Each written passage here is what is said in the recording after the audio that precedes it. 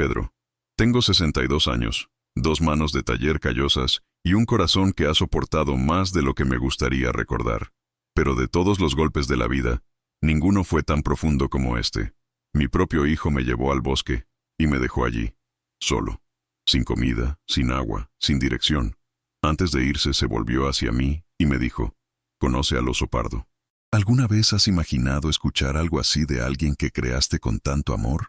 Puede parecer imposible de creer y, durante mucho tiempo, también quise pensar que era solo un malentendido, una broma de mal gusto. Pero en el fondo, sentimos cuando algo se ha roto para siempre. ¿Conoces esa opresión en tu pecho? Como si el mundo estuviera fuera de lugar. Así es. Es este sentimiento el que me trajo aquí para contar esta historia. Hoy descubrirás lo que me sucedió en ese sendero escondido en el norte de México y lo que hice cuando regresé. Porque, sí, estoy de vuelta. ¿Y qué encontró cuando me volvió a ver? Todo cambió. Esta es la historia de cómo un padre fue traicionado y cómo transformé el dolor en justicia. Pero antes de sumergirnos en el corazón de esta historia, necesito que sepas algo. La puñalada más profunda no siempre proviene de un enemigo. A veces proviene de las manos que has tenido toda tu vida. Cuando mi hijo me dejó en ese bosque, solo, sin agua, sin mochila, con solo su aliento y una nota cruda que decía, «Conoce al oso pardo», pensó que sería mi fin. Su plan era simple, heredar todo lo que construí. Pero cuando regresó al hotel en Monterrey, yo era quien lo estaba esperando, en pie, vivo, con un sobre en sus manos que lo cambiaría todo. Solo pido una cosa antes de continuar. Si esta historia te ha conmovido de alguna manera, si eres padre, madre, o alguien que alguna vez ha sentido el sabor amargo de la ingratitud, deja tu me gusta y suscríbete aquí al canal. Me da la fuerza para seguir desenterrando estos recuerdos difíciles y me muestra que no estoy solo. Porque, en el fondo, solo contamos estas historias cuando el dolor es demasiado grande para mantenerlo. Gracias por estar aquí. Continuemos. Había pasado más de un mes desde que Diego había dado noticias. Ni llamadas, ni mensajes, ni siquiera una visita el domingo, como solía hacer, al menos para almorzar conmigo y preguntar sobre las finanzas. Cuando vi su nombre en la pantalla del teléfono celular, un sábado por la tarde, mi corazón latía más rápido. Respondí con la voz tranquila habitual, pero por dentro fue una mezcla de alegría y precaución. «Papá, necesito verte. Tuve una idea. Creo que puede ser bueno para los dos». Su voz sonaba más dulce de lo habitual, casi ensayado. Quedamos en encontrarnos en un café cerca del mercado de San Juan de Dios, donde solíamos comprar piezas antiguas cuando era pequeño. Llegó sonriendo. Me abrazó como no lo había hecho en años. Y él dijo, «Quiero llevarte a acampar. ¿Recuerdas cuando solíamos ir al campo? Solo tú y yo. Hagámoslo de nuevo, solo nosotros dos. Un fin de semana entero en Cumbres de Monterrey». Me congelé por dentro, pero sonreí por fuera. Parecía salir de la nada. Diego nunca mostró ningún interés real en estar en la naturaleza. El niño que llevé una vez al campamento y que lloró porque olvidó el videojuego.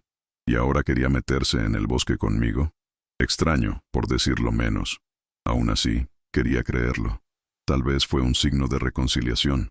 Tal vez había tocado algo. Recordaba al padre que había estado allí para él desde el principio. Me aferré a esta idea como un hombre cansado que se aferra a una rama antes de hundirse.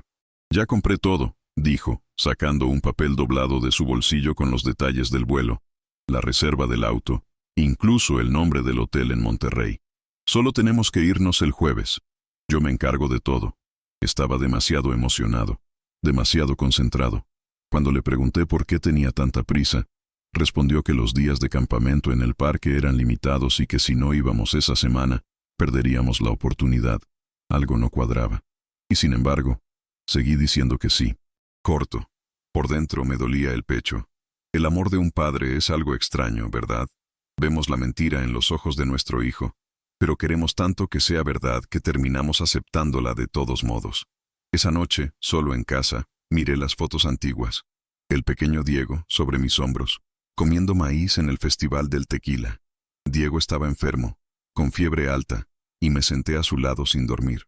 Diego en la tumba de su madre, estrechando mi mano con fuerza y diciendo, «Ahora somos solo nosotros dos». Había tantos recuerdos que me hicieron olvidar las señales. Al día siguiente me envió un mensaje con la lista de ropa que debía llevar. Lleva un abrigo ligero, nada demasiado pesado. No necesitas una mochila, ya compré todo nuevo. Pensé que era extraño, siempre fue tacaño. Ahora, gastar en una nueva tienda de campaña, linterna, botas. Aún así, obedecí. Asumí mi papel de padre esperanzado. El miércoles, pasamos por el taller para que les advirtiera a los niños. Mi asistente, Emiliano, me llevó a un lado y me preguntó, ¿de verdad vas? Diego no está bien. La semana pasada apareció aquí nervioso, hablando en voz alta, queriendo vender el taller. Dije que te ibas a jubilar pronto. Me heló la columna vertebral. No le dije nada a Diego, pero esa advertencia seguía golpeándome en la cabeza como un tambor viejo. En la víspera del viaje, durmió en casa. Llegó con una mochila nueva y una sonrisa extraña, de esas que no sabes si es vergüenza o desdén. Dije poco, él dijo mucho. Va a ser genial, papá. Necesitamos esto. Te recordará cómo era antes. Y yo, tragado. Me lo tragué todo. Permítanme abrir un paréntesis aquí. ¿Sabes? A veces nos aferramos a los recuerdos como si fuera un salvavidas. Como si solo el pasado tuviera la fuerza para sostener lo que el presente ya no puede soportar. Quería ver al chico de antes, en el hombre en el que se convirtió. Pero allí, en esa habitación, lo que vi fue a un extraño durmiendo en el sofá de mi sala de estar, con su mochila llena de secretos. Si has pasado por esto, esa mezcla de amor, desconfianza y esperanza, que duele más que cualquier dolor físico, escríbeme aquí en los comentarios. Entiendo. O, lo he vivido. Solo para saber que no estoy solo en este camino. En la mañana del viaje, tomamos el avión a Monterrey. Diego estaba agitado. Hablaba todo el tiempo, pero evitó mirarme a los ojos durante mucho tiempo. Llegamos al aeropuerto Mariano Escobedo alrededor de las 10 a.m. Ya había alquilado un 4x4 y fuimos directamente al hotel. Un lugar sencillo, pero bien ubicado. Por la noche desapareció diciendo que iba a comprar repelente y una cantimplora extra. Tomó casi una hora. Cuando regresó, no tenía nada en sus manos. La tienda estaba cerrada, dijo, pero el olor a cigarrillos baratos y la camisa sudada decían otra cosa. En el dormitorio estaba jugueteando con su teléfono celular nerviosamente. Está bien, papá. Mañana será especial. Traté de relajarme. Traté de confiar, pero algo gritó dentro de mí. Pero el grito fue amortiguado. Amortiguado por el amor que aún resistía, incluso después de todo. Nos despertamos temprano. Condujo con una animación forzada. Pasamos por Santiago, un pequeño pueblo encantador al pie de las montañas. Paramos para repostar y tomar un café. Mientras hablaba con el empleado de la gasolinera sobre los senderos y el pronóstico del tiempo, vi a Diego alejarse, mirando su teléfono celular y hablando en voz baja con alguien al otro lado de la calle. Cuando regresó, le pregunté quién era. Sonrió, me apretó el hombro y dijo, solo confirmo los mapas. Allí, estaba seguro, estaba ocultando algo. Pero ¿qué padre quiere creer que su propio hijo puede desear su mal? ¿Qué hace un hombre cuando todo dentro de él dice, vuelve, pero su corazón insiste en seguirlo? ¿Y qué encontré, en la cima de la montaña, días después? Esto es algo que ni siquiera mis peores pesadillas podrían predecir. Llegamos a Monterrey en una tarde nublada, esa luz medio tenue que deja a la ciudad como un viejo recuerdo. El hotel que Diego reservó era rústico, de piedra y madera oscura, de esos que intentan parecerse a una cabaña, pero llevan un aire demasiado frío para acogerlo.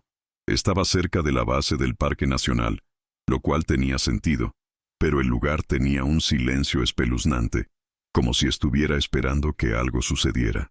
Entramos en la habitación y noté que evitaba el contacto visual. Hablaba más con su teléfono celular que conmigo. Dijo que se iba a ir rápidamente, comprar repelente y algunas baterías adicionales, pero regresó más de una hora después, sin nada en sus manos. La tienda estaba cerrada, pero mañana la recogeremos en el camino, dijo, sin siquiera mirar en mi dirección. Me quedé callado. Había aprendido, a lo largo de su vida, que el silencio a veces escucha más que las palabras. Pero mi estómago se convirtió en piedra. Algo no cuadraba. Y sin embargo, lo dejé pasar. Cayó la noche y me quedé allí, sentado en el borde de la cama, mirando su maleta, nueva, con las etiquetas aún adheridas a la cremallera. Ni siquiera parecía usado. Mientras roncaba levemente al otro lado de la habitación, me pregunté por qué ese repentino impulso de conectarse. ¿Por qué ahora? Tantos años viviendo bajo el mismo techo, y solo ahora recordó que era mi hijo. Traté de dormir, pero la almohada sabía alerta. Cada ruido afuera parecía gritar que algo andaba mal. Al día siguiente, tomamos café a toda prisa. Diego ya tenía el 4x4 preparado, tanque lleno y GPS en el tablero. Salgamos pronto para disfrutar del día, decía. Su excitación era forzada, como si quisiera deshacerse de mí, pero disfrazándola con sonrisas y frases sobre la reconexión. En el camino, habló de lo hermoso que era el parque, lo bueno que sería desconectarse del mundo, cómo lo necesitábamos. Escuché, pero por dentro, mi corazón latía sospechosamente. Pasamos por Santa Catarina, y luego por Santiago, un pequeño pueblo que me trajo buenos recuerdos. Cuando nos detuvimos para llenar, aproveché la oportunidad para entablar una conversación con un caballero sentado en la puerta de la tienda de conveniencia. Hombre sencillo, sombrero ancho, aspecto elegante. Pregunté sobre el clima, los senderos, los peligros de la región. Respondió amablemente, pero pronto miró a Diego, que estaba fuera, hablando en voz baja por su teléfono celular. Es bueno tener cuidado, ¿ves? Aquí nadie camina solo en este momento. No es un lugar para jugar, dijo el anciano. Asentí, pero la inquietud me invadió. Vi a Diego esconder el teléfono tan pronto como se dio cuenta de que lo estaba mirando. Regresó a toda prisa y dijo, «Está bien, ya he confirmado la ruta. Va a ser increíble, papá». Pero no había preguntado nada. Anticipó una pregunta que ni siquiera hice. En el espejo retrovisor, vi el sudor en la parte posterior de su cabeza, incluso con el aire acondicionado encendido. El volante en sus manos se sentía como un ser vivo, como si estuviera agarrado demasiado fuerte para no resbalar. El camino se estrechó y el paisaje comenzó a cambiar. Las montañas se acercaban, de un verde oscuro que lo cubría todo, como un manto de secretos. Conocía bien ese tipo de terreno. En otro momento de mi vida, formé parte de patrullas del ejército en regiones similares. Sabía que no era un lugar para distracciones, ni para personas desprevenidas. Y mi hijo ni siquiera sabía cómo montar una tienda de campaña. Aún así, me quedé callado, porque hay algo en el corazón de un padre que siempre quiere creer. Incluso frente a la mentira peor contada, tratamos de encontrar una pizca de verdad. Tal vez fue solo inseguridad de su parte. Tal vez estaba tratando de impresionarme. Quizás, la palabra tal vez es una vergüenza cuando amamos a alguien.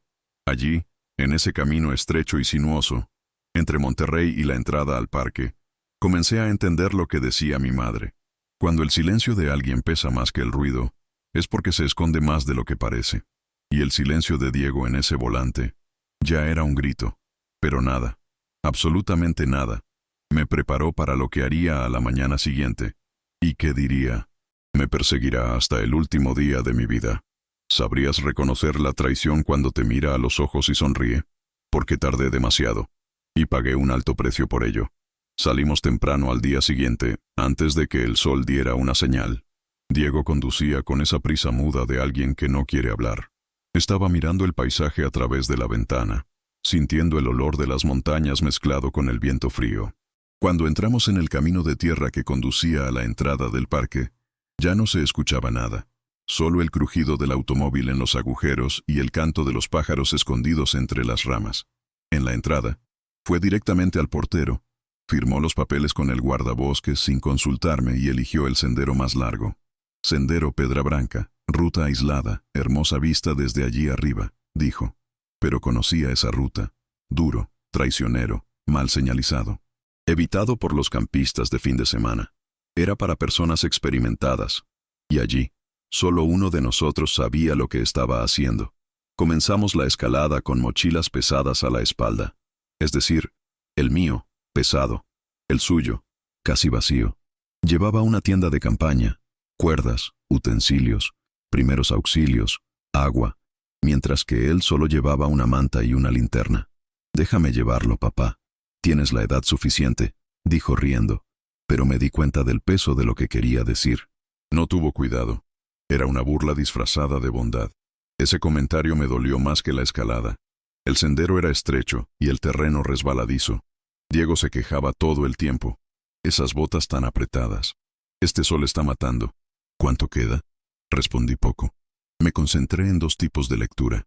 El camino por delante y su comportamiento detrás de mí. Cuando pensó que no estaba mirando, dejó de fingir estar cansado. Era serio, calculador. Su rostro cambió. Ya no era mi hijo, era alguien con una misión.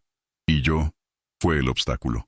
Caminamos durante casi 4 horas hasta llegar a un claro cerca del Cerro El Potosí. El lugar era hermoso, no voy a mentir. Un campo abierto con vistas a las montañas, árboles altos alrededor y un arroyo que pasa más adelante. Buen punto para acampar, seguro. Pero el silencio allí era diferente. No era paz, era ausencia. Ausencia de vida. Ningún otro campista, ningún sonido de fogata, ninguna voz humana más que la nuestra. Solté mi mochila lentamente, estiré la espalda y comencé a preparar el campamento. Diego se quedó quieto, mirando, sin ayudar, solo mirando, como si estuviera memorizando la escena para recordarla más tarde. Monté la tienda, até las cuerdas, colgué comida encima, como dice el folleto, para evitar a los osos. Hice todo al ritmo de alguien que lo ha hecho cientos de veces. Permaneció inmóvil. Un hombre con la cara y el cuerpo de mi hijo encerrados como un juez esperando que el acusado termine de cavar su propia tumba. Por la noche, encendemos un fuego con palos que recogí alrededor. Simplemente me siguió. Nada en sus manos. Ningún gesto de cuidado. Cuando la llama se encendió, el fuego comenzó a iluminar su rostro, creando sombras ásperas en sus ojos. Comimos pan y algunos frutos secos. No intercambiamos muchas palabras. El sonido de la madera crepitante era más fácil de soportar que cualquier conversación artificial, hasta que rompió el silencio con una pregunta seca, lanzada en medio del campo como si fuera una curiosidad más. «Papá, ¿alguna vez has pensado en lo que pasaría si alguien muriera aquí?» «Amable, realmente mueren. Nadie lo sabría, ¿verdad?» Me detuve, la cuchara congelada en la mano. La garganta se secó. «¿Qué quieres decir?», pregunté, tratando de mantener la calma. Se encogió de hombros. «Es solo una idea. Este lugar es tan fuera de todo. Nadie iba a encontrar a nadie durante días». Tomé un sorbo de la botella de agua solo para disimular el temblor en mis manos. Sentí que mi estómago se convertía en un nudo. Respondí de la manera más sencilla que pude. «He visto morir a muchos hombres en un lugar como este. No es bonito, ni siquiera rápido». Se rió, una risa corta e inconexa. Solo estaba pensando, «Vamos, ¿verdad?». Y luego se quedó callado. Me quedé allí, mirando el fuego como si fuera un espejo. Vi las brasas rojas bailando y pensé en Carmen. Lo habría retirado todo el primer día. Lo habría mirado a los ojos y le habría dicho, «Este chico está escondiendo veneno». Me tomó un tiempo. Quería creerlo. Esa noche, antes de irme a dormir, me revisé los bolsillos. Pequeña navaja de bolsillo en el cinturón. Mira con brújula, un poco de cuerda de repuesto. Nada del otro mundo. Todo básico. Pero en ese momento todo lo que me quedaba era instinto, porque la verdad, desnuda y cruda, era cada vez más clara. No estaba allí para acampar. Yo era el campamento. Yo era el objetivo. Y a la mañana siguiente, cuando me desperté, el claro estaba vacío. Totalmente vacío. Pero eso no fue lo que más dolió. Era la nota dejada en una piedra. 3 palabras escritas con la letra de mi hijo. 3 palabras que lo cambiaron todo. Conoce al oso pardo. Ahora dime, ¿qué tipo de hijo mira a su propio padre y decide que es desechable? Y lo peor, ¿qué pensó que encontraría cuando regresara? El sol ni siquiera había golpeado las copas de los árboles cuando abrí los ojos esa mañana. Un silencio diferente flotaba en el aire. No era la tranquilidad normal de la montaña. Era un vacío, una desaparición. Y fue entonces cuando me di cuenta. El ruido de la respiración de Diego se había ido. Miré hacia un lado. Su tienda, vacía. La hoguera se extinguió. Su mochila también desapareció. Me levanté lentamente. Cada músculo ya me dolía desde el día anterior, y caminé hacia donde dejamos el auto. Nada. El 4x4 había desaparecido. Ni siquiera dejaban el olor del escape. Volví al centro del claro y fue entonces cuando vi, en una roca lisa, justo en el centro del campamento, una botella vacía y una nota, doblada de todos modos. Me agaché con el corazón latiendo como si supiera lo que venía. Lo abrí lentamente y leí. Conoce al oso pardo. Es eso. 3 palabras. Pero sentí como si hubiera leído una sentencia de muerte. En ese momento, el tiempo se congeló. No grité. No lloré. Me quedé allí, con la nota en la mano, como si sostuviera su propia alma, después de recibir un disparo en la espalda. mi propio hijo, mi sangre, me había dado por muerto, en la selva, sin comida, sin agua, sin nada. Pero el pánico no era algo que pudiera permitirme. Años en el ejército, en el bosque, en una misión en terreno hostil, me han enseñado una cosa. Sentir miedo no salva a nadie. Lo que salva es respirar, y actúa. Luego respiré hondo, guardé el boleto doblado en el bolsillo de mi pantalón, y comencé a pensar. Mi mochila, con todo lo que había preparado con tanto cuidado, se había ido con él. El maldito sabía exactamente qué traer. Solo dejó una pequeña botella de plástico, seca, como la confianza que tenía en él. Aún así, el cuerpo estaba vivo, y la cabeza estaba firme. Y si estuviera vivo, podría salir de allí. Me agaché, toqué el suelo, miré las huellas en la tierra blanda. El automóvil se había dirigido hacia el norte, por el mismo sendero por el que llegamos. Sabía que la carretera principal estaba a muchas millas de distancia. Si quería sobrevivir, tenía que caminar. Pero antes de eso, necesitaba refugio, agua, orientación. Levanté los ojos al cielo. El sol todavía estaba saliendo por el este, y tracé mentalmente los puntos cardinales basándome en la sombra de los árboles.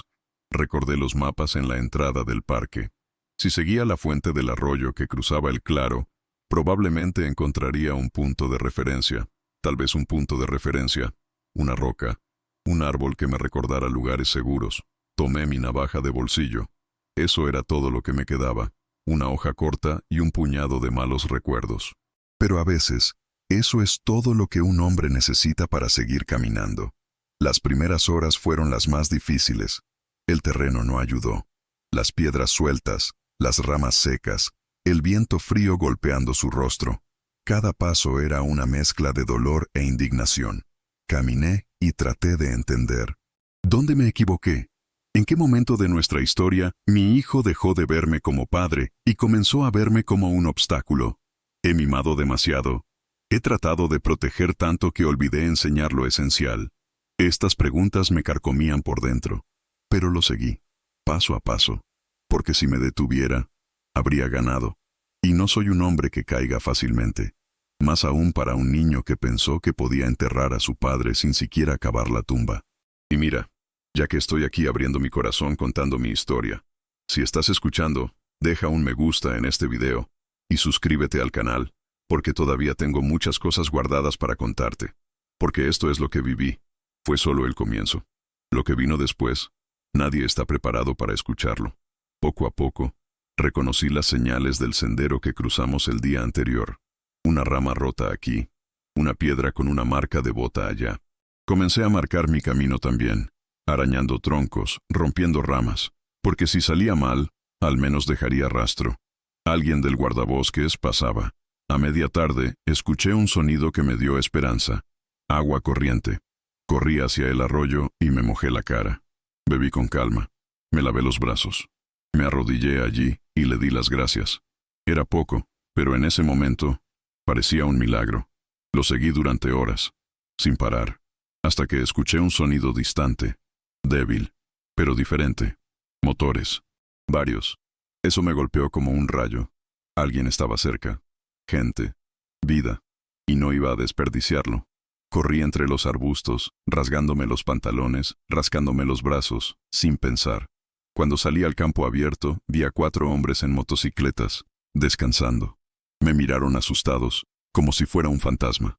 Y tal vez realmente lo estaba, como debería estar. Sucio, sangrando, con la cara marcada por los días de insomnio. Uno de ellos se acercó. Señor, ¿qué pasó? Respiré hondo y dije, mi hijo me dio por muerto y necesito ayuda. Pero lo que pasó después de eso fue aún más inesperado, porque ese hombre, ese extraño en medio de la nada, me ofreció más que ayuda.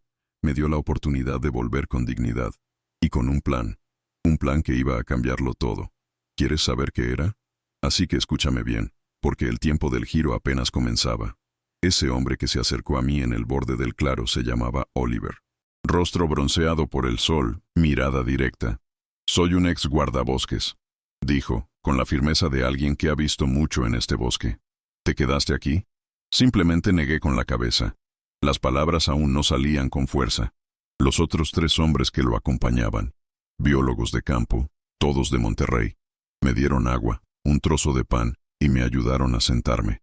Mientras les contaba lo que había sucedido, se formó un pesado silencio entre ellos.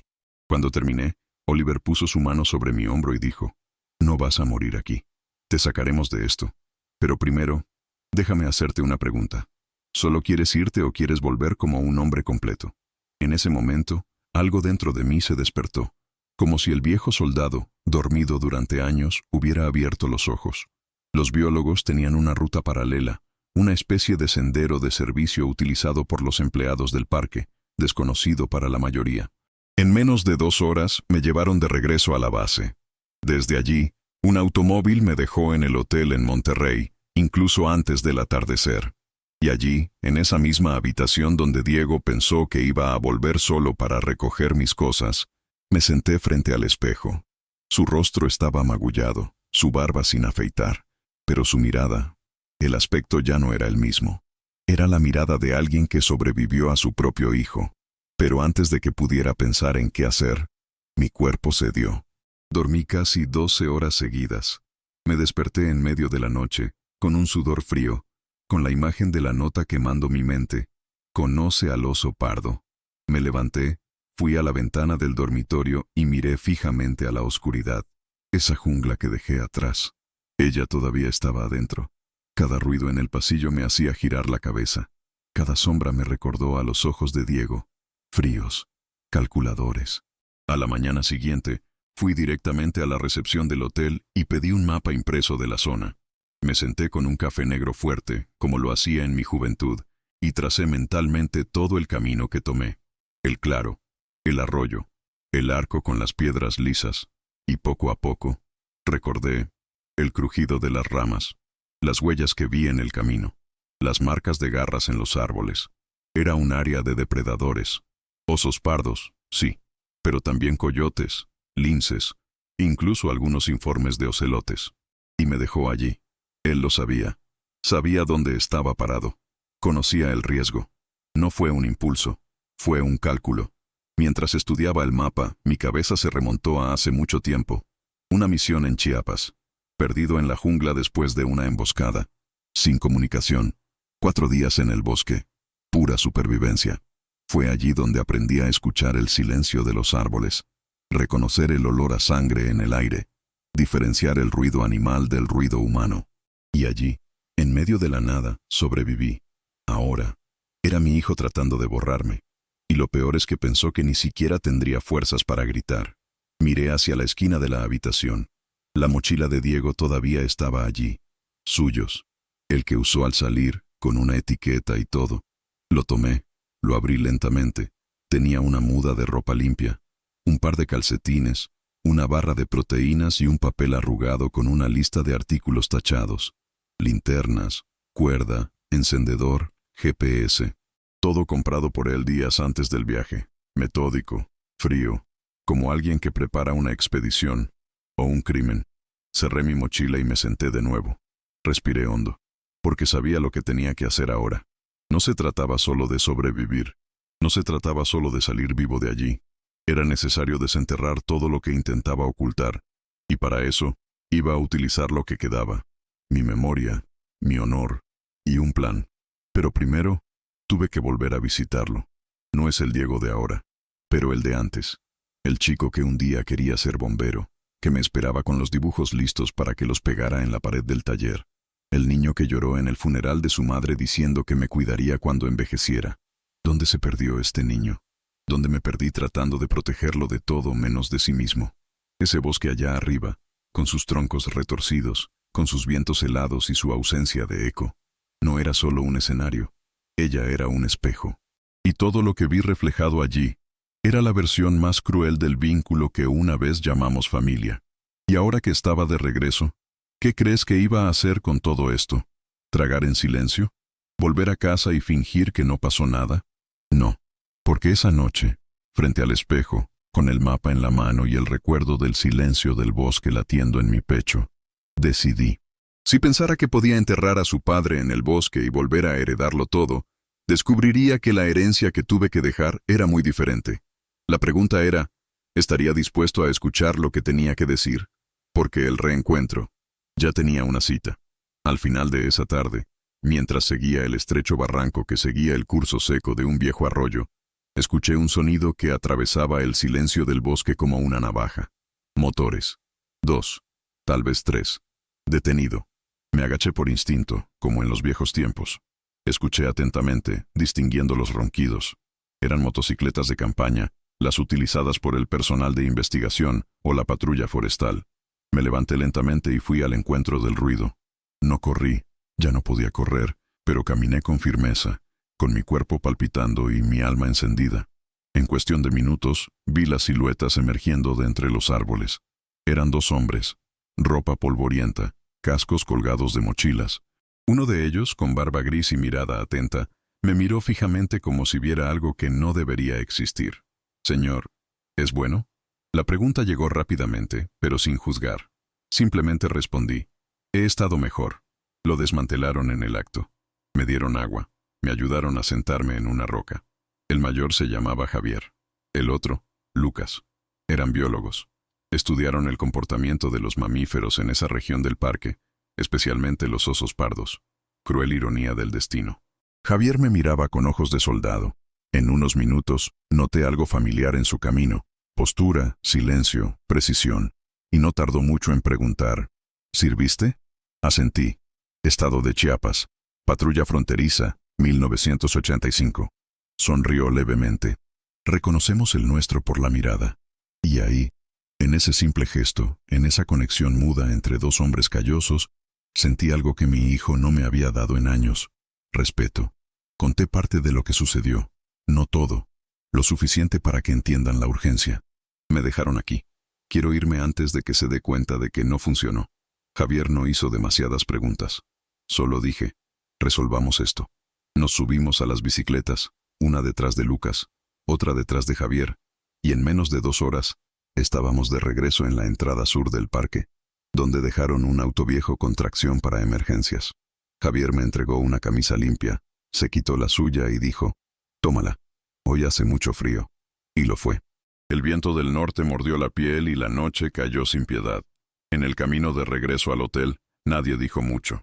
El camino serpenteaba entre las montañas, y cada curva me acercaba a algo que todavía no sabía si era un ajuste de cuentas o simplemente el cierre de un ciclo. El cielo estaba despejado y la luna ya estaba saliendo, dorada, detrás de los picos. En ese silencio, comencé a pensar en cuántas veces somos salvados por aquellos que nunca antes habíamos visto en la vida. Y cuántas veces nos lastiman los que llevamos en brazos. Llegamos a Monterrey alrededor de las 9 de la noche. Le pedí a Javier que me dejara a 3 cuadras del hotel. Necesito entrar sin llamar la atención. Quiero estar allí antes que él. Lo respetaba. Me deseó suerte, con ese apretón de manos que habla más que cualquier despedida. «Si me necesitas, sabes dónde encontrarme», dijo. Y se fue.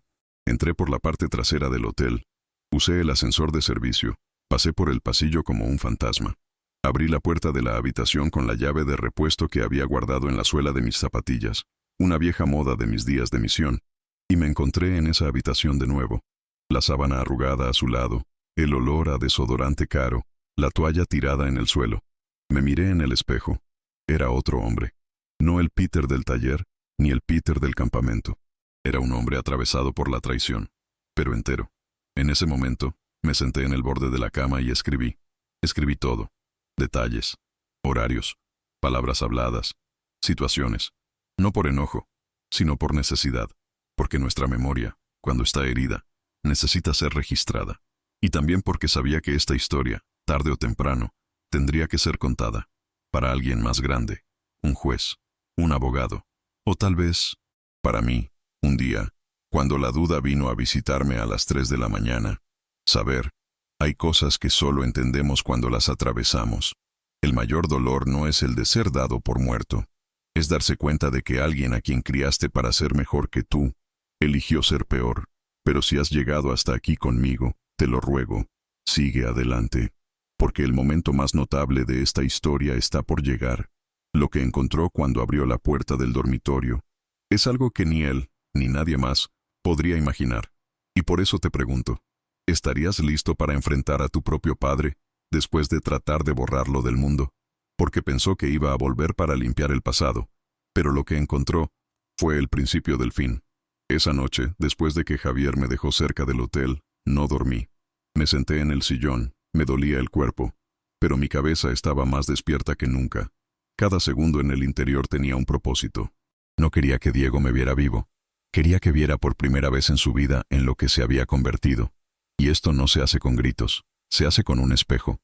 Así que, mientras el reloj avanzaba lentamente, preparé todo con la precisión de alguien que ya ha montado muchos campamentos y algunas emboscadas también. Llamé a Javier. Le pedí que trajera una cámara sencilla, de esas para uso técnico, y le expliqué el plan. Cuando llegó a primera hora de la mañana, instalamos todo. Una cámara discreta en la parte superior del armario, un ángulo exacto para filmar la entrada y la silla donde me sentaría. La luz de la pantalla, colocada a un lado, creó el contraste correcto en mi rostro. ¿Quieres filmar la conversación?, preguntó. Le respondí. Quiero que observe su propio reflejo y que lo recuerde por el resto de su vida. Después de que Javier se fue, con la cámara en modo de grabación continua, saqué del falso fondo de mi mochila un sobre que había guardado durante más de 2 años. Dentro estaba el Nuevo Testamento, firmado y registrado en una notaría en Guadalajara, donde dejo todo: talleres, facturas, casa, a un proyecto social que ayuda a jóvenes en riesgo. Nada más iría a Diego, ni un centavo. No iba a heredar el taller que nunca se ensució las manos para arreglarlo, ni el apartamento que nunca me ayudó a pintar, ni el viejo camión que tanto criticó, pero que me sirvió durante décadas. Todo lo que he construido ahora tenía otro destino. Escribí una carta a mano, con bolígrafo azul, a mi manera, con letra firme. En la primera línea, lo puse: Diego, antes de abrir este sobre, mírame a los ojos. La carta no era vengativa, era un espejo. Hablé de cuando nació, las noches de insomnio, las rodillas raspadas que limpié con sal y agua, las veces que falló y todavía le creí. Luego hablé sobre el sendero, abandono, del boleto, y escribí: me mataste por dentro, pero no llevaré tu culpa en mi ataúd. Lo dejaré con quien pertenezca. Puse todo sobre la mesa, sobresellado, carta en la parte superior. Me senté en la silla, ajusté mi columna vertebral, y esperé. Los minutos se convirtieron en horas. Alrededor de las 8 de la mañana, escuché pasos en el pasillo. Arrastrado, lento. Diego. La llave giró en la puerta, y cuando entró, se detuvo como si hubiera visto un fantasma. Se quedó allí, parado allí, mirándome. Su rostro pálido, sus ojos muy abiertos. No dije nada, solo miré. Y en ese look, todo estaba allí. Trató de sonreír, disimularlo, pero no pudo. Balbuceó: papá, pensé que tú. Levanté la mano lentamente pidiendo silencio. Señalé la silla frente a la mía. Se sentó, sin saber qué hacer con las manos. Estaba inquieto, incómodo. Le empujé el sobre. Leer. Él vaciló, pero lo hizo. Lo leyó en silencio. La carta. Luego la voluntad. Su rostro estaba cambiando. El color desaparece. Vena palpitante en la sien. Trató de decir algo, pero lo interrumpí. No quiero escuchar una disculpa. Ahora no. Lo escucharás. Imagínate. Y lo recordarás. Seguí mirándolo como lo hice la vez que lo sorprendí acostado en la escuela, cuando tenía 14 años. Pero ahora era diferente. Ese ya no era un niño mimado. Era un hombre roto. Y yo, cansado, exhausto. Saber, llega un momento en nuestras vidas en el que el dolor deja de gritar y comienza a susurrar. Y lo que dice, en estos susurros, es lo que necesitamos escuchar. No estaba allí para lastimar a mi hijo. Estuve allí para mostrarle en quién se ha convertido y quién decidió no ser.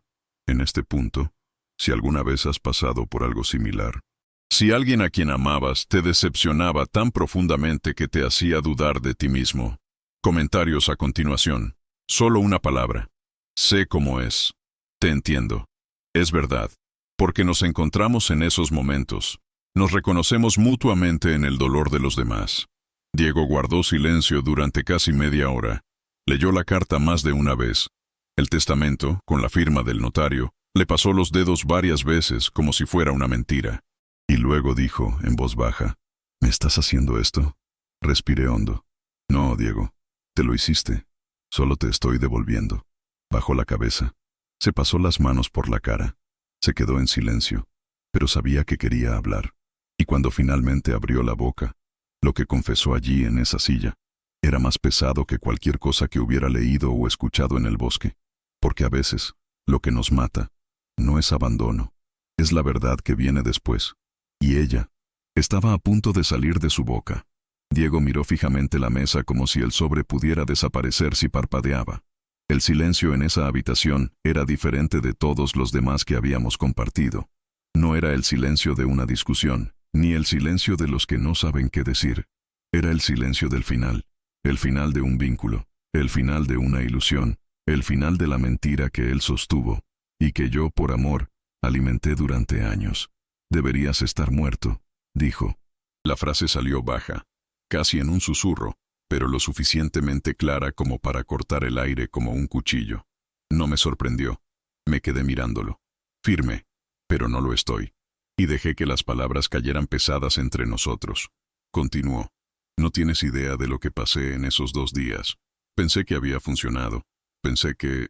Se detuvo. Tragó saliva. Pensé que sería más fácil.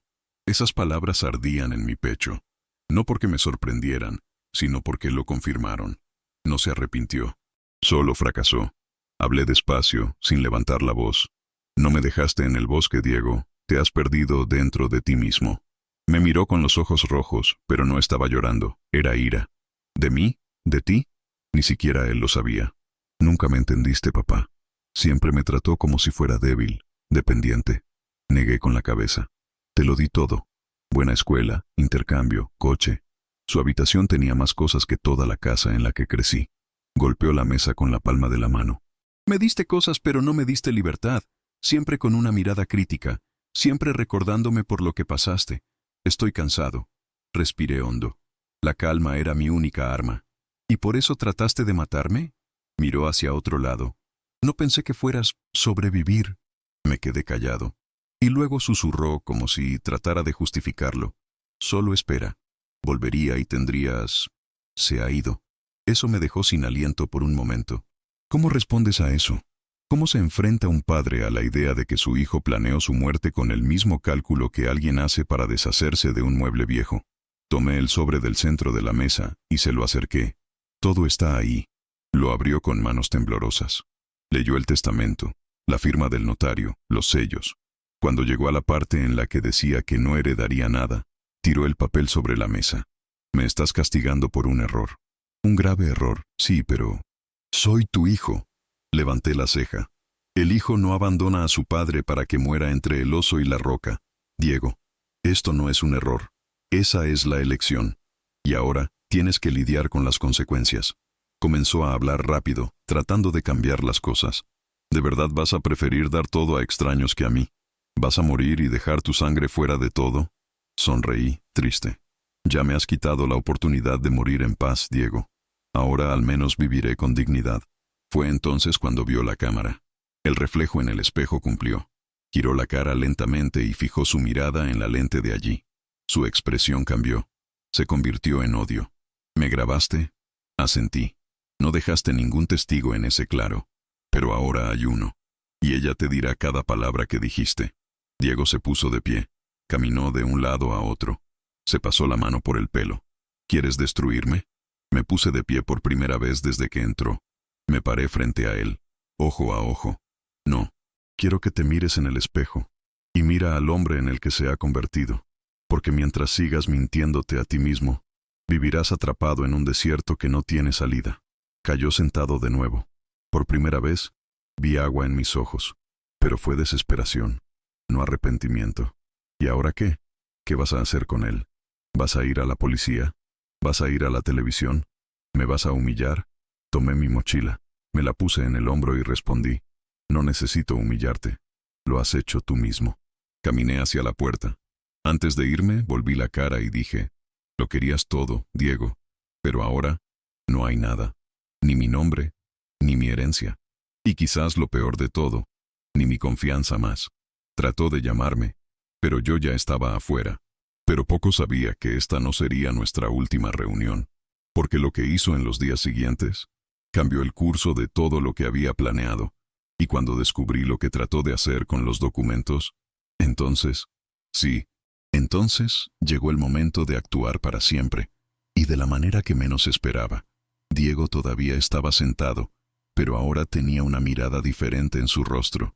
Ya no era ira, fue un cierto alivio, como si el peso de la confesión hubiera dado paso a la vanidad.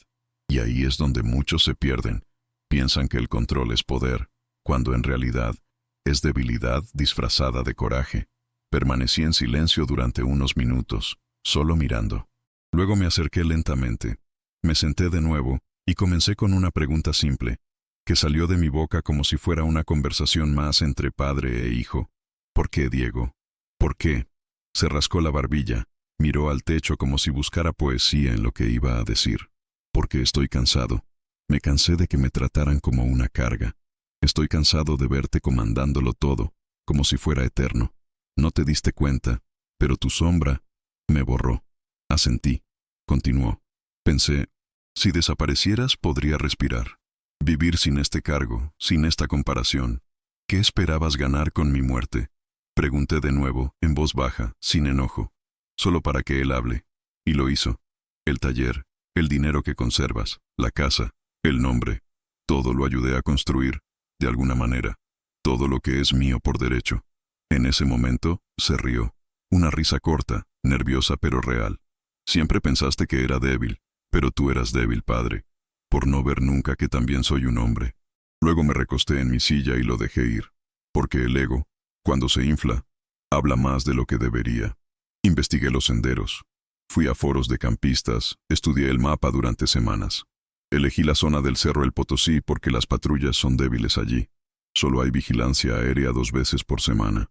E incluso entonces, solo en áreas más abiertas. Ese, claro, fue perfecto. Sonrió, como si estuviera orgulloso de la estrategia. ¿Y cómo saliste? Pregunté, fingiendo curiosidad. Respondió en el mismo tono vanidoso. Dejé lista una ruta secundaria. 2 galones de gasolina en un lugar oculto. Máscara de rastro para no despertar sospechas. Fui a un punto que ya conocía y caminé desde allí hasta la carretera. Tomé un autobús rural. Llegué a Monterrey sucio, pero con una historia lista en la punta de la lengua. Si alguien preguntara, diría que nos separamos en el camino. Que tú... Se perdió. Y luego, se detuvo por un segundo. Como si sintiera por primera vez el peso de lo que acababa de decir. Mis ojos no parpadearon. Escuché todo con la calma de alguien que sabe que cada sílaba estaba siendo grabada. No se trataba de demostrarle nada al mundo. Lo fue para mí. Necesitaba registrar el momento exacto en que mi hijo eligió borrar a su padre. Y me dio eso, con orgullo. No tienes idea de lo liberador que es esto, dijo. Por primera vez, sentí que tenía el control, que yo era el hombre de mi propia historia. Lo miré directamente a los ojos. ¿Y crees que eso te hace libre? Él asintió con firmeza. Hazme justo. Oh, justicia. Hermosa palabra en la boca equivocada. No se dio cuenta de que cada oración era un ladrillo en la pared que él mismo estaba construyendo. Y este muro lo iba a rodear, tarde o temprano. Cerré los ojos por un momento, como si estuviera rezando, como alguien que entierra a alguien que todavía está vivo. Si este pedazo de mi vida puede convertirse en un espejo o un abrazo para alguien, ¿me ayudará a llevarlo adelante? Dale me gusta y suscríbete aquí al canal. Hace más diferencia de lo que piensas, porque hay historias que no contamos solo para nosotros mismos. Contamos para aquellos que todavía están atrapados en silencios que nadie escucha. Cuando abrí los ojos, Diego estaba más tranquilo, como si se hubiera vaciado a sí mismo. Eso es, dijo. No tengo nada más que ocultar. Y luego dije la única frase que quedaba. Pero ahora, todo está registrado. Frunció el ceño. ¿Qué quieres decir? Me puse de pie. Señalé con la barbilla la cámara oculta. Todo lo que has dicho, desde que entraste por esa puerta, se registra. Sonido, imagen, su confesión, tu risa, tu vanidad, tu ruina. Se congeló. Por un momento, pensé que iba a colapsar. Pero no. Se puso de pie abruptamente. Trató de alcanzar la cámara, pero ya era demasiado tarde. Bloqueé el camino. Firme. No puedes escapar de eso ahora. Ni de lo que hizo, ni de lo que es. Y la justicia. Este no vendrá de mí. Vendrá de la vida. Pero todavía no sabía que no iba a correr a la corte. Tampoco por escándalo. Porque lo que hice a continuación era mucho más profundo. Mucho más definitivo. Y ahí es donde la historia cambia de dirección. Porque fue en ese momento que comenzó el verdadero plan. Me senté de nuevo.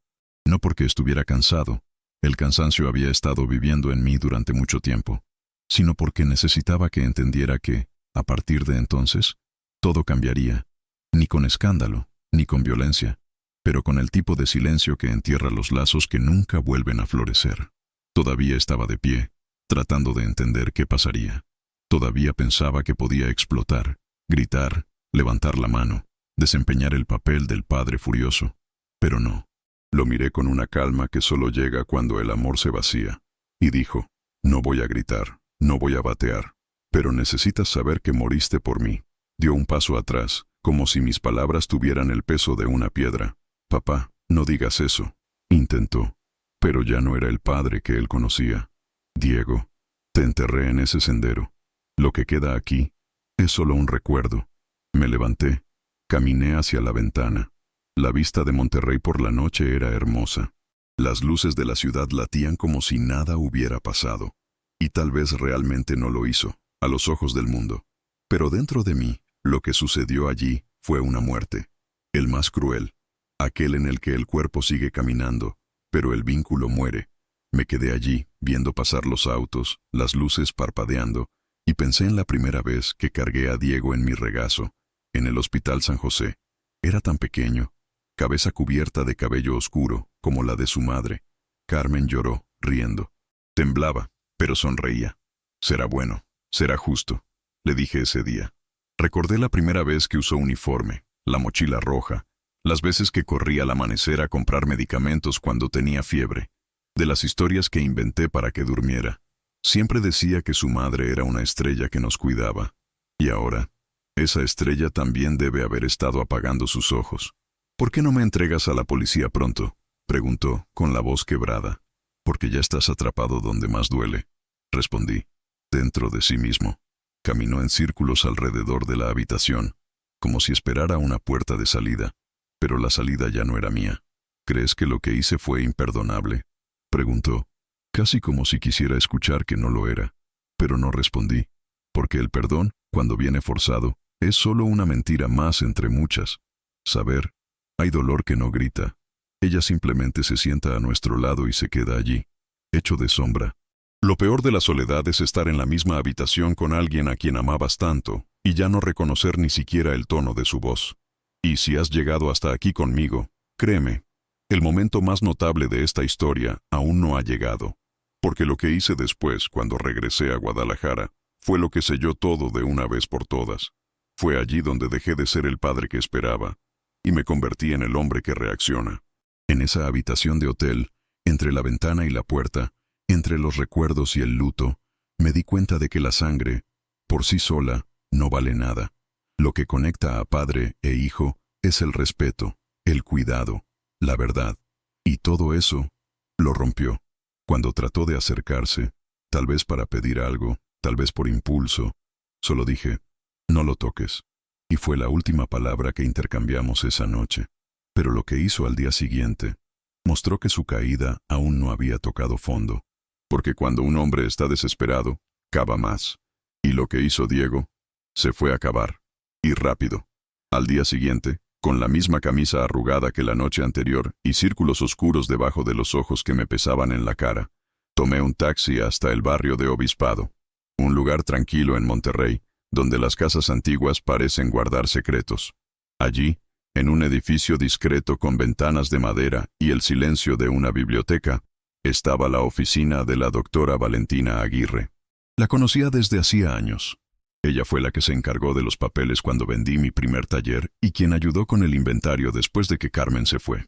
Mujer firme, voz tranquila, de esas que te miran a los ojos y entienden más de lo que dices. Cuando entré se sorprendió por mi estado, pero no preguntó. Simplemente me ofreció un café y abrió el maletín. ¿Está listo para formalizar todo, señor Pedro? Simplemente negué con la cabeza. Le entregué la copia del testamento alterado, con todos los datos correctos y los nuevos destinos de lo que alguna vez fue la herencia de Diego. La primera parte fue para una ONG en Guadalajara, que acoge a veteranos olvidados, hombres como yo, que dieron su vida por el país y luego fueron acorralados. La segunda parte, un proyecto de reforestación allí en Chiapas, un un bosque donde casi muero en una misión, pero también donde aprendí más sobre la vida y la supervivencia. Y la tercera, la parte más delicada, una beca que lleva el nombre de Carmen, dirigida a niñas en situación de vulnerabilidad, porque mi esposa dijo que si algún día tuviéramos una hija, tendría que estudiar hasta donde sus pies pudieran alcanzar. Y como esta hija nunca llegó, decidí que otros tendrían la oportunidad. Valentina leyó todo en silencio. Cuando terminó, se quitó las gafas, me miró con atención y me preguntó, ¿estás absolutamente seguro de esto? Es irreversible, Pedro. Diego no podrá reclamar nada. Respiré hondo. Si no me viera como padre cuando tuvo la oportunidad, no me verá como una herencia ahora que ha fallado. Ella asintió y comenzó a preparar los registros formales. También me preguntó si quería adjuntar la grabación. Le expliqué que sí, pero solo como medida preventiva. No tengo la intención de usarlo. La justicia más pesada no proviene de la policía. Proviene de la vergüenza que cargamos cuando nos miramos en el espejo. En ese momento, mientras sellaba los papeles, me quedé mirando la ventana de la oficina. Afuera, un niño vendía flores con su camisa de Monterrey sucia de polvo. Sonrió a una pareja que pasaba, a pesar de que recibió un no. Me dio un nudo en la garganta, porque recordé cuando Diego vendía dulces en la puerta del taller, solo para ahorrar dinero y comprar su propio videojuego. Estaba decidido, aunque pequeño, y estaba orgulloso. Tanto orgullo, saber. Algunos recuerdos se quedan atrapados en nosotros como el olor viejo en la ropa almacenada. No se van. Y a veces, son los que más duelen, no por lo que eran, sino por lo que dejaron de ser. Si tú también tienes un recuerdo así, de esos que vuelven de repente, con el olor, con el sonido, con el dolor, comenta aquí. Dime. Simplemente dice, lo recuerdo, o lo he sentido, porque no solo estamos hechos de lo que hemos vivido, está hecho de lo que todavía duele recordar. Cuando Valentina me entregó los documentos finales, me pidió que los firmara en la esquina inferior. La tinta apenas se había secado, y ya guardaba todo en un sobre rígido, sellado con una firma notariada. ¿Quieres una copia digital también? Lo negué. Prefiero el papel. Cuando el dolor es real, tiene que pesar en la mano. Salí de allí con el sobre bajo el brazo y el corazón, tranquilo, no en paz, sino en silencio. Era como si hubiera puesto la lápida en algo que se había estado pudriendo durante años. La ciudad todavía estaba viva afuera. El tráfico, las bocinas, las voces de los vendedores ambulantes. Pero dentro de mí, todo era silencio. Lo que no sabía, sin embargo, es que mientras sellaba mi decisión, Diego hizo sus propios movimientos, pero a su manera, y lo que trató de hacer con mi nombre, casi me lleva al suelo de nuevo. Casi. Regresé a Guadalajara 2 días después, con el sobre aún cerrado, como si llevarlo cerca de mi cuerpo me ayudara a mantener firme la decisión. El vuelo fue silencioso, nadie a mi lado, e incluso si lo hubiera, no habría conversación. Cuando llegué a casa, todo estaba igual que lo dejé. La cortina con el extremo roto, la alfombra del taller oliendo a grasa, el marco de Carmen torcido en los muebles de la sala. Pero algo dentro de mí ya no era el mismo. Me sentía mayor que antes, no en el cuerpo, en la sangre. Esa misma noche me senté en el escritorio de la sala, con una hoja de papel normal, y comencé a escribir. Todavía no sabía qué sería. Carta, despedida, confesión. Acabo de escribir. Solté la mano, como si supiera más que mi corazón. Y salió así, directo, sin poesía. Diego, intentaste enterrarme, pero olvidaste que fui yo quien te enseñó a caminar. Yo era el que se levantaba al amanecer cuando tosías. Yo era el que inventaba historias cuando extrañaba a su madre. Fui yo quien hizo el primer depósito en tu cuenta, la primera solicitud de préstamo para pagar tu intercambio, el primer carrito que condujiste, y era yo quien también confiaba, cuando ya no debía confiar. Ahora se acabó, no por lo que hiciste, sino por lo que te convertiste. Lo que había entre nosotros murió en ese claro. Esto aquí, y he adjuntado la copia del testamento. Es todo lo que no tendrá. No es un castigo, es una consecuencia. Adiós. Doblé el papel con calma. Lo puse dentro de un sobre blanco, sin olor, sin color, y escribí solo en la parte de atrás, para Diego, entregar en el checkout. Al día siguiente, fui al hotel en Monterrey, aunque no tenía que volver allí. Pedí hablar con el gerente. Dejé el sobre registrado en su sistema, con instrucciones de que se entregara personalmente al señor Diego G. Romero, en caso de que se presentara a recoger algo que pudiera haber olvidado. El chico del mostrador leyó el nombre y levantó la vista. Tu hijo es el que vino aquí anoche y trató de cancelar la reserva en tu nombre, ¿verdad? Me quedé quieto por un segundo. ¿Intentaste cancelar? La recepcionista confirmó con un gesto. Dijo que el caballero había viajado de regreso y quería un reembolso. Pero como la reserva estaba a su nombre y con el pago por adelantado, no la liberamos. Solo asentí. Lo hizo bien. Al salir miré por última vez el vestíbulo. El mismo sillón donde me senté con Diego el primer día del viaje todavía estaba allí. Vacío. Silencioso. Pero en esa ausencia vivía todo lo que una vez existió. Regresé a casa más ligero y, al mismo tiempo, más solo. Saber. Hay lazos que no cortamos con un cuchillo. Corta con ausencia. Con el tiempo que no vuelve. Con la nostalgia que se convierte en cansancio. Escribir esa carta no fue una venganza. Fue un entierro. No quería castigarlo. Quería romper. Y a veces, lo más difícil del mundo, es aceptar que el final también es amoroso. Y fue entonces cuando pensé que todo estaba resuelto. Que ese capítulo se había cerrado con un punto. Pero algunos niños no saben perder en silencio. ¿Y qué hizo Diego después de leer esa carta? Me mostró que el fondo del pozo todavía tenía una trampilla, porque su orgullo todavía no me había tragado la derrota. Y el intento de llegar a mí, una vez más, vendría por otro camino, uno que nunca imaginé. Las semanas pasaron como un viento caliente sobre un techo de hojalata. He vuelto a mi rutina, o al menos lo intenté. El taller siguió funcionando. Llegaron los coches. Las locomotoras cantaron su lenguaje de hierro y humo. Pero en mi interior, algo en mí ya había apagado el sonido. Simplemente hice lo que había que hacer. Hasta que, un martes por la tarde, mientras cambiaba el filtro de aceite de un auto viejo, el mecánico más nuevo, Roberto, entró al taller con su celular en la mano, con los ojos muy abiertos. «Don Pedro, ¿eres tú?» Recogí el dispositivo con la mano sucia de grasa, leí el titular en la parte superior de la pantalla. Veterano es abandonado por su hijo en un parque nacional. El rescate revela un intento de herencia temprano. Mi estómago se hundió, pero mi corazón se quedó quieto. Leí todo el artículo allí mismo, de pie, sin mi nombre completo, sin el nombre de Diego, pero con cada detalle tan exacto que bastaba con conocer a uno de nosotros para conectar los puntos. Al principio, pensé que era un tema aislado, uno de esos informes de notas al pie, pero no. Al día siguiente salió otro en un periódico impreso de Monterrey. Justicia silenciosa. El padre sobrevive al abandono y hace un cambio radical en el testamento. La imagen era genérica. Un mapa del Parque Nacional Cumbres y una foto borrosa de tiendas de campaña en el bosque. Pero el impacto fue acertado, y supe, sin tener que preguntar, quién lo había iniciado. Javier, el biólogo, el exmilitar. No lo hizo por venganza. Lo hizo porque los hombres como nosotros tenemos un código. Y el abandono, en este código, es la peor de las infracciones. En menos de una semana, grupos de veteranos del ejército comenzaron a compartir la historia. Las ONG que cuidan a los ancianos volvieron a publicar extractos, informes, suposiciones. Algunos se equivocaron en el lugar, otros agregaron detalles. Dijeron que pasé 3 noches en el bosque, que fui atacado por un oso, que sobreviví comiendo raíces. No todo era cierto, pero la esencia era, y eso fue suficiente.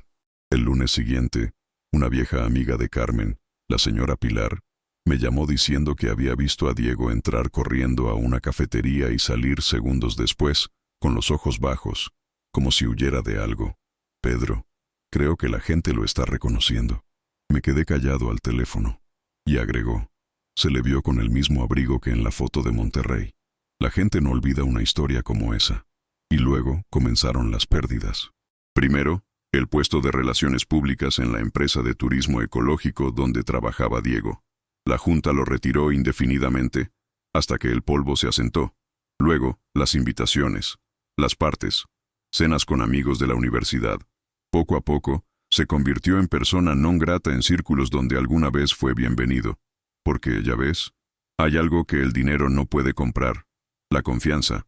Y cuando se va, nadie vuelve a dejar la puerta abierta. Solo miré. No me importaba. No celebré. Simplemente seguí con mi vida, como alguien que ve caer solo un árbol podrido. Su ruina no me dio ningún placer, pero me dio reposo. El tipo de silencio que merecemos después de haber soportado demasiado. Lo único que hice fue guardar todos los titulares. Recorté cada uno de ellos y los puse en un sobre. No para frotar, pero para recordar. Porque un día, cuando todo esto sea solo un soplo en mi memoria, quiero mirar esas palabras y recordar que la justicia a veces viene como un trueno, pero a veces viene como el viento. Y sin embargo, incluso después de todo esto, todavía intentaría un último movimiento. Lo más inesperado, el más peligroso, porque hay personas que, en lugar de aprender, optan por hundirse junto con su propio orgullo. Y lo que Diego hizo después fue el último intento de arrastrarme con él. La rutina regresó como regresa la lluvia ligera, sin hacer un escándalo, pero mojando todo lo que hay dentro. Me levanté a las 6, como siempre hacía. Puse el agua al fuego y preparé el café en el colador de tela que le gustaba a Carmen. Se sentó en el porche, oyó el canto de los gorriones en los cables, vio pasar a los vecinos con paso apresurado y asintió, como si todavía fuera parte del mundo. El taller continuó funcionando. Los motores seguían llegando. Los vecinos traían autos viejos pidiendo un milagro. Y yo, sin decir mucho, arreglé lo que pude. En el barrio de Tlaquepaque, donde vivo, todos me conocen como el señor Pedro con las manos firmes y la mirada baja. Nadie habla del asunto. Nadie toca su nombre. Y en cierto modo, les agradezco. Porque hay silencio que es refugio. Todos los sábados por la mañana, después de tomar un café con mis amigos en el mismo bar de la esquina, donde hablamos de todo menos de lo que realmente importa, paso por el cementerio. Siempre tomo margaritas blancas, las que le gustaban a Carmen. Me quedo allí unos 20 minutos, a veces más. Hablo con ella en pensamiento. Les cuento sobre la semana. Me disculpo. Pido fuerza. Le pido que me cuide. Y siempre salgo con los ojos húmedos, pero con una postura erguida, porque incluso en pedazos, caminamos. Dentro de la casa, las paredes aún contienen voces. La habitación tiene 3 marcos de fotos. Nuestra boda, una foto de ella sosteniendo al recién nacido Diego, y ahora, un tercero, solo ella, sonriendo en la playa de Melac. Tomé todas las otras fotos que lo tenían, no por enojo, sino porque parecer dolido, y mantenerlo dolía aún más. La casa se volvió más limpia, pero también más vacía. No espero más llamadas. Ya no dejo mi teléfono celular con un sonido fuerte. Los mensajes ahora vienen solo del banco, de la farmacia, de viejos amigos que todavía me invitan a jugar dominó. Y aún con todo esto, incluso fingiendo que todo está bien, hay una parte de mí que se siente fría. Un frío que no es del viento. Es el final, porque la mayor soledad del mundo es cuando la persona todavía está viva, pero ya no existe para ti. Hay noches en las que me despierto en la oscuridad y escucho la respiración de la casa, el ruido del viento en el techo, el reloj en la pared, la madera en el armario crepitando. Y pienso, ¿es esto lo que quedó? Y al mismo tiempo pienso, todavía estoy aquí. Y tal vez por eso te cuento todo esto. Porque hay cosas que vivimos y guardamos, pero tal vez contándolas, ayudamos a otro corazón a respirar. Entonces, si esta historia te conmueve, disfruta de este video y suscríbete. Hagamos que llegue a aquellos que necesitan escuchar que no es el único que duele. No le deseo el dolor que experimenté ni siquiera a mi peor enemigo, pero tampoco me arrepiento de haberlo enfrentado de frente. La traición de Diego no me mató, como él quería. Ella me formó, me endureció por dentro, pero no me rompió. Y eso, para mí, ya es una forma de victoria. ¿Por qué detenerse ahora? Sería darle lo que estaba buscando, mi fin. Pero al destino a veces le gusta poner a prueba la firmeza de uno. Y fue entonces cuando todo volvió a la calma, que un nuevo visitante ha llegado al taller, una cara que no había visto en más de 30 años. Alguien que me miró a los ojos y me dijo, Pedro, tenemos que hablar. Se trata de Diego.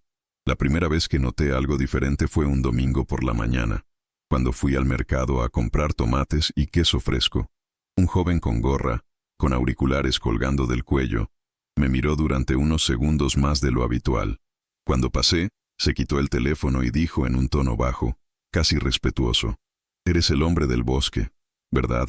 Me quedé quieto por un segundo, como si no hubiera escuchado bien. Continuó, «Leí tu historia en un grupo de Facebook. Tú, fuerte. Solo miré hacia arriba. Di una media sonrisa y seguí caminando. Pero dentro del cofre, algo se movió, como si alguien hubiera tocado involuntariamente una herida que ya se estaba secando. 2 días después, en el autobús, una señora con un vestido floreado se sentó a mi lado y se quedó en silencio durante 3 o 4 paradas. Cuando llegó a la de ella, se levantó, me sostuvo del hombro y dijo: «Tu hijo ni siquiera se merece el polvo de sus zapatos». Ni siquiera le pregunté cómo lo sabía. Solo respiré hondo y cerré los ojos. La historia se había deslizado de las páginas y ahora caminaba por las calles, en silencio. Pero caminó. Comenzaron a llegar invitaciones. Invitaciones que nunca imaginé recibir. Un productor de televisión quería que contara mi historia en vivo. Un famoso periódico de Guadalajara envió un correo electrónico solicitando una entrevista. Incluso una fundación internacional vino a mí queriendo hacer una campaña de concientización usando mi caso como ejemplo. Los rechacé todos, no por miedo, sino porque mi dignidad no es un espectáculo. Mi silencio es mi respuesta. Pero hubo una invitación que me hizo detenerme. Era de la ONG que cuida a veteranos como yo, allá en Zapopan. El director había leído uno de los artículos y se enteró de mi entrenamiento en el ejército. Me escribió diciendo que tenían un pequeño proyecto, restaurar motores de motocicletas para recaudar fondos, y que necesitaban un mecánico con manos firmes e historia en sus ojos. La carta no pedía mucho, solo presencia. Eso es todo. Todavía tenía que ofrecer. Fui allí un jueves, al final de la tarde. Un cobertizo simple, que huele a aceite y metal. En el interior encontré hombres como yo. Algunos con la columna vertebral doblada por el tiempo, otros con los ojos perdidos en guerras que nadie más recordaba. Ninguno de ellos preguntó por Diego. Ninguno de ellos quería saber detalles. Pero todos sabían quién era yo. Y me dieron la bienvenida como si el dolor hablara un idioma propio. A partir de ese día, comencé a ir allí 2 veces por semana. Ayudó a desmontar piezas, reparar carburadores, lijar carenados oxidados. Y poco a poco, sin prisas, restauré no solo motores, pero partes de mí que pensé que se habían oxidado para siempre. Es curioso cómo el dolor, cuando se comparte con aquellos que también conocen el sabor del abandono, se vuelve menos cortante. Allí nadie necesitaba hablar para ser entendido. Era solo cuestión de mirar. Era solo cuestión de seguir respirando. Y fue en una de esas tardes de grasa y silencio que un señor llamado Ernesto me dijo una frase que se me quedó grabada. Hay heridas que no cierran, pero hay costuras que evitan que vuelva a sangrar. Y me di cuenta de que eso era lo que estaba haciendo allí. Costura. En mí y en los demás. Saber. Todavía tengo mucho que contar. Pero a partir de ahora, lo que sucederá es diferente a todo, porque cuando el dolor comienza a sanar, el mundo prueba la cicatriz. Y fue en ese momento de renacimiento silencioso, de lenta reconstrucción, que sucedió algo inesperado. Llegó una última carta, y en él, no solo hubo palabras, había algo que nunca pensé que volvería a ver. Su letra. Diego. Después de todo, después de cada corte, todavía tenía algo que decir. Pero la pregunta era, ¿todavía tenía algo que escuchar? La llamada llegó un miércoles por la mañana, justo el día en que había dormido bien. El teléfono en el taller sonó unas 3 veces. Se detuvo, como si la persona que llamaba todavía estuviera decidiendo si realmente quería hablar. Respondí con voz firme, pensando que era un cliente, y del otro lado, silencio. Y luego, esa voz, su voz, más débil de lo que recordaba, más bajo, como si cada palabra cruzara un campo de fragmentos. «Papá», y así es como comenzó. Un largo descanso. Luego continuó. «Papá, soy yo, Diego». Todo mi cuerpo se congeló, pero la mano no tembló. Me quedé en silencio. Se dio cuenta de que todavía estaba en la línea y dijo: «Llamo desde la penitenciaría de Chihuahua. Fui arrestado por un asunto no resuelto. Fue un error. Necesitaba ayuda». Y después de eso, comenzó a llorar. Un grito contenido, como si todavía tratara de mantener el control, pero ya sabe que lo ha perdido todo. «Cometí un error contigo. Lo sé. Pero yo era diferente en ese momento. Era inmaduro, intrascendente, enojado. Solo quería una oportunidad para explicarme. Una oportunidad para volver a ser un hijo». Cada palabra parecía ensayada, pero cargada de peso real. Un peso que solo llega cuando la vida nos empuja contra el muro de la verdad. Escuché todo en silencio. como alguien que escucha el sonido de su propia herida siendo reabierta. Pero ya no sangraba. Era solo un eco. Un sonido lejano. Trató de continuar. Sé que lo que hice es imperdonable, pero lo recuerdo todo, papá. Todo. El olor del bosque, la hoguera. Me cuentas historias de mi madre. Yo lo recuerdo. Hubo una pausa, y allí, en esa pausa, supe que estaba diciendo la verdad. La memoria es una maldición justa, porque los que siembran dolor, siempre cosecha recuerdos. Respiré hondo. Miré por la ventana del taller, donde el sol golpeaba débilmente el capó de un coche viejo. Y entonces dije, sin enfado, sin gritos, sin ninguna emoción: Diego, no deseo tu muerte. Desearía que vivieras mucho tiempo, con suficiente memoria para recordar lo que hizo. Porque el mayor castigo que existe no está en un tribunal, está dentro de nosotros. Por otro lado, silencio, sin defensa. No hay apelación. Solo el sonido amortiguado de la respiración de alguien que sabe que ha perdido todo lo que podría haber sido. Esperé otro segundo. Y colgué. En ese momento, algo se cerró en mí. No con rencor, pero con firmeza. Como alguien que cierra una puerta de la que ya ha tomado todo lo que tiene valor. Y allí entendí que esta historia aún no había terminado. Porque a veces, lo que viene después del final, es el comienzo de algo más ligero, algo solo mío. Pero antes de eso, todavía tenía una última cosa que hacer. Una visita. Un nombre antiguo en mi cuaderno. Un lugar al que prometí volver algún día. Y cuando llegué allí, algo inesperado me estaba esperando. Fue en una mañana nublada que tomé el camino a San Gabriel, en el interior de Jalisco. Una de esas ciudades donde el tiempo parece moverse lentamente, donde las casas aún tienen balcones con sillas de madera, y las campanas de las iglesias suenan sin prisas. La escuela municipal donde Carmen estudió de niña seguía en pie, renovada, por supuesto, pero con el mismo olor a tiza y suelos mojados después de la limpieza. Caminé lentamente por los pasillos, como si esperara verla emerger del pasado con sus libros pegados al pecho, el cabello trenzado y esa sonrisa que siempre tuvo, la sonrisa que Diego nunca heredó. Me recibieron con respeto, pero sin fanfarria. Lo pedí así. La directora, una mujer llamada Rosalía, me acompañó a la pequeña sala donde se entregaría la entrega simbólica de la primera beca, Carmen Torres de Herrera. Cuando leí ese nombre impreso en la pancarta que colgaba de la pared, mis ojos comenzaron a lagrimear, no para el pasado, pero por todo lo que ese nombre aún podría significar en el futuro. La primera estudiante en beneficiarse fue una chica delgada, con un vestido sencillo y con un ojo vigilante. Cuando entró en la habitación, el director sonrió y dijo: «Pedro, esa es Carmen». Me congelé por dentro. No me lo esperaba. El mismo nombre, los mismos ojos curiosos. Como si la vida hubiera logrado decirme: «Aún no ha terminado. Todavía puedes cuidar a alguien». La niña me tendió la mano respetuosamente y dijo: «Muchas gracias, señor Peter». No pude responder. Simplemente sostuve esa pequeña mano entre las mías y sentí, por primera vez en meses, algo latiendo nuevamente en mi pecho. La beca cubrirá sus estudios hasta los 18 años. Libros, transporte, comida, todo garantizado.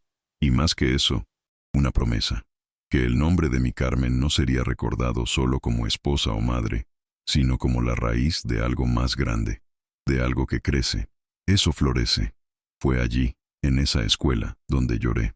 No ese grito de desesperación, ni de ira, pero un grito tranquilo y silencioso, como el agua que fluye en el arroyo después de la tormenta. Porque en el fondo, entendí que mi legado no estaba en herencias, casas o cuentas bancarias. Estaba allí, en un cuaderno nuevo, en un lápiz bien afilado. Una niña de 11 años con sed de aprender. Eso es todo. Nadie podía quitármelo. ¿Sabes? A veces pasamos toda nuestra vida tratando de dejarnos algo a nosotros mismos, pero quizás el verdadero significado esté en dejar algo al mundo. Algo que va más allá de la sangre. Algo que toca otras vidas, incluso si nunca saben tu nombre correctamente. Y fue en esta elección que me encontré de nuevo. No como padre, pero como hombre. Salí de esa escuela más ligero, con un pecho más firme. Como alguien que, después de mucha lluvia, ve el sol regresar a través de las nubes. Y fue allí, en la acera de piedra, donde la directora Rosalía me entregó un sobre. Fue dejado aquí ayer por un caballero. Dije que era para ti, sin nombre. Lo abrí. En el interior, una hoja doblada. Manuscrito. Reconocí la letra. Pero no fue de Diego. Era de alguien a quien pensé que nunca volvería a ver. Y lo que dijo, todo cambió. Dentro de ese sobre había solo una oración, escrita en una hoja de papel doblada apresuradamente. Gracias por no matarme cuando tuviste la oportunidad. Sin suscripción, sin explicación. Pero lo reconocí. La letra era de Javier, el biólogo que me encontró en ese claro olvidado por Dios. Ese hombre que vio en mí algo que ni siquiera mi propio hijo podía ver. Dignidad. Guardé el papel en la misma caja donde está el testamento, junto con algunas fotos antiguas de Carmen, y una pequeña piedra que recogí del cerro El Potosí, para que nunca olvide dónde renací. Y desde ese día, yo sigo, un paso a la vez. El taller sigue funcionando. Los chicos allí me respetan como si fuera su padre. La ONG de veteranos ahora tiene un pequeño cobertizo con herramientas nuevas, donadas por una empresa que escuchó mi historia. ¿Y la pequeña Carmen? Escribió un ensayo que ganó un premio estatal. Dijeron que su última frase hizo llorar al panel. Mi nombre es Carmen porque mi historia también vino del coraje. En cuanto a Diego, continúa, imagino, con sus propios recuerdos. No sé dónde está. No deseo el mal. Solo deseo que algún día se mire en el espejo y tenga el coraje de enfrentarse a sí mismo. Porque hay dolores que no se curan. Están enterrados de pie. ¿Sabes? Pasamos toda la vida pensando que ser padre es darlo todo. Pero no lo es. Ser padre es regalar lo que eres, con tus éxitos, tus silencios e incluso tus caídas. Y aún así, sabiendo que no hay garantías. Amar a un niño es como plantar un árbol en el desierto. Puede proporcionar sombra, o puede secarse.